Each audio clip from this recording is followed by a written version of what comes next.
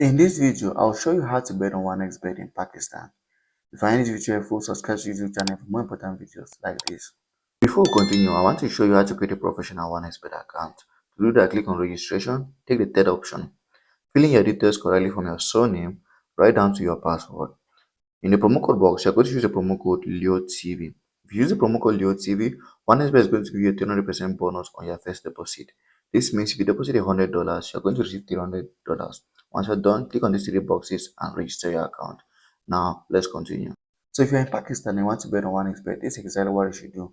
The first thing is log into 1xBet in Pakistan. After logging into 1xBet, you're going to come out to a page like this, and then you can go ahead and choose the event you want to bet on. You can choose to bet on football. So for instance, on my screen here are various events I can bet on. And I can bet on a top match like this one. So all I have to do is to come out to this match. I click on it. So I can choose the match between PSG and Brest.